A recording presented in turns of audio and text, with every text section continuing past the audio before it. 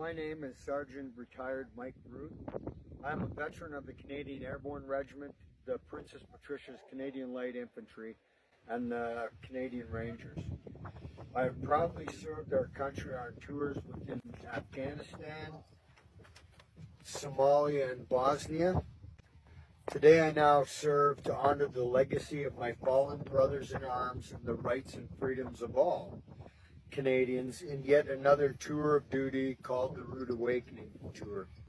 I am privileged to have many fellow Canadians just like you fighting for our future and our true north strong and free. I was poisoned by the Canadian military, as were many other of our soldiers and non-combat members of our military. During my deployments, I myself and thousands of other soldiers were issued and forced to take an anti-malarial drug called mefloquine. Mefloquine is a proven neurotoxin that is responsible for causing horrific and permanent brain damage, brain irregularities, resulting in severe psychological and physical issues within those who were forced to take the drug or face dismissal and discharge.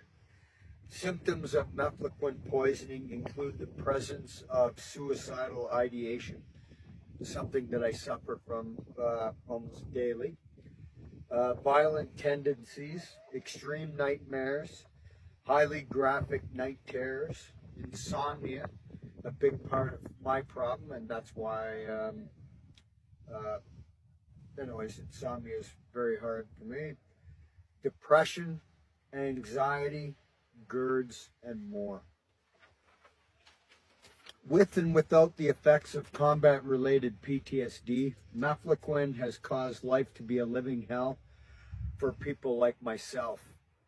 The trend in veteran-related suicides has risen sharply within those who were exposed to this drug. It is not an exaggeration to state that with respect to our recent military, mefloquine has caused the deaths of more veterans by suicide than by combat or hostile enemies. I now ask each and every one of you to join me in the Rude Awakening and to deploy in a very important reconnaissance mission to preserve our eroding freedoms and the health of Canadians. There is a very good reason that a great number of our military members do not trust untried or untrialed experimental pharmaceuticals more so than even those within the civilian population. Just watch W5's Guinea Pig Soldiers, which I was a part of. Despite pharmaceutical companies, government health agencies, and family doctors proclaiming many drugs to be safe and effective, they are not. And that's the way mefloquine was. Please recall that these same once trusted authorities also deemed thalidomide, Vioxx, and hundreds of other approved yet very harmful drugs to be safe and effective. The emerging statistics and epidemiological studies of the devastating and dangerous effects of highly promoted, experimental, and untrialed injections of DNA-altering vaccines are now upon us. Millions of Canadians were forcefully coerced into becoming trusting lab rats and guinea pigs by political figures, by media members who were simply not qualified to do so. The options of naturopathic and holistic medicines present a much healthier and harm-free choice to all of us without harmful side effects or horror stories like mefloquine gives. As a professional observer with capable experience in threat assessment and the skill set to rapidly determine friend or foe, I have yet to witness anyone ever experience personal harm due to holistic, naturoceuticals or homeopathic medicines. However, we cannot say the same for many pharmaceuticals from opioids to Ozempic, can we? Right? Many of our soldiers have been hooked on opioids thanks to many doctors, right? And then can't get off it or end up committing suicide, right? Okay, I became aware that the natural antibodies within the eggs of certain healthy ostriches with herd immunity were an effective treatment and a preventive medication against COVID, SARS, Omicron, Sonomas, and other viral variants. I was most impressed and I'm most optimistic for our future as I came to learn that these same antibodies found within healthy ostriches were also a risk-free anti-malarial option. I became emotionally overwhelmed as to why our government has not opted to pursue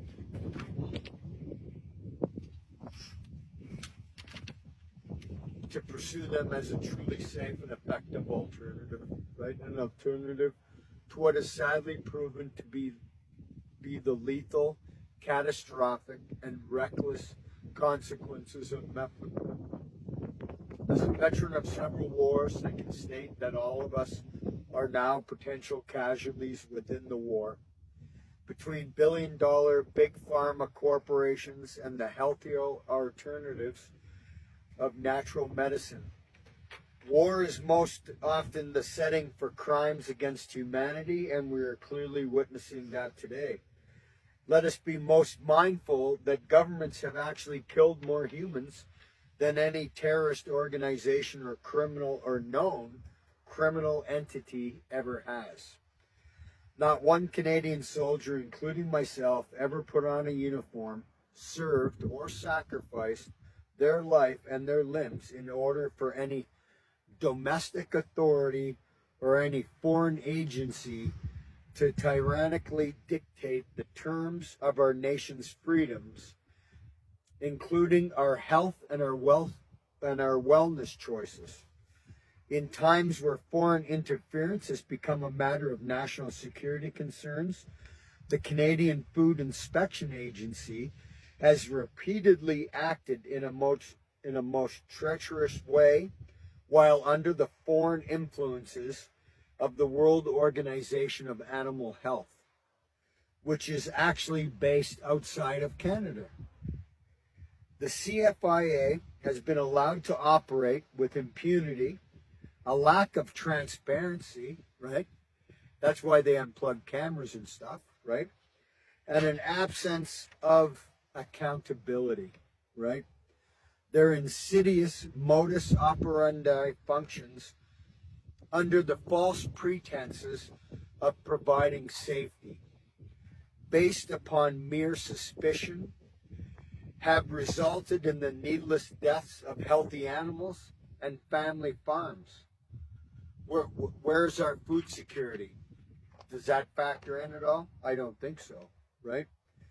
And it is no coincidence that the German phrase, which I cannot say, ihr Sicherheit, whatever, in English, for your safety, was fearfully promoted as a reason for ushering trusting people onto trains at a certain time in our history. CFIA death squads are now digging burial pits as obliging police look on, just following orders, right? Some historical similarities are far too real. Some harsh lessons appear to have escaped our remembrance. Very shortly, we will commemorate the sacrifices of those who once went overseas to fight against fascists and foreign tyrants. Fascism, by definition, is the system of government whereby the means of production may be owned by individuals, but is most often rigidly and arbitrarily controlled by the government. For those of us with eyes to see, Fascism is clearly upon us right now, right here in Canada and right here in Edgewood, hiding in plain sight. It is time to pick a side, to preserve the honor of our ancestors who picked a side and those who fought for our freedoms, or to stand idly watching foreign regulated government agents literally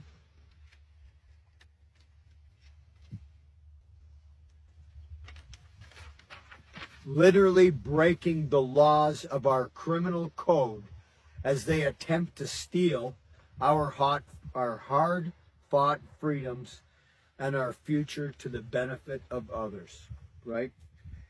And just to add, right, with my recent experience with the Legion here in Edgewood, right?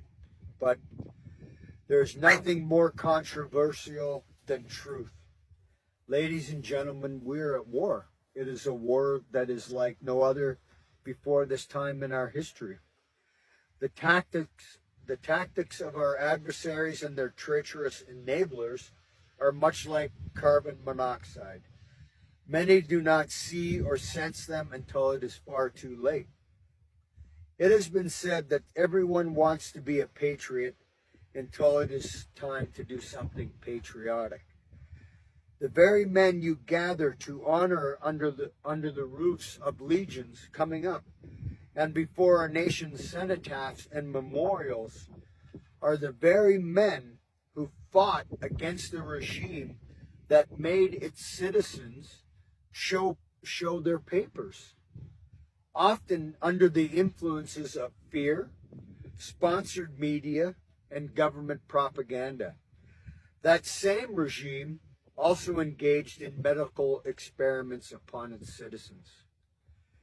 Sadly, and more recently, many branches of the Royal Canadian Legion made citizens show their papers to enter, merely to prove that they had participated in a medical experiment. This is shameful and often unspoken historical reality, one that was truly disrespectful of the very reasons for our ancestors' service, their remembrance, and the true symbolism of the poppy. Those who fail to stand for something will often fall for anything. As a gesture of true patriot love and genuine respect for our fallen, I now most literally ask those of you here today to rise up from your seats, right? And to show your support and to demonstrate the moral courage that is now required of you and every Canadian to rise up across our land and to stand on guard for thee. Thank you for your support. Love you all. Take care and thank you for your time.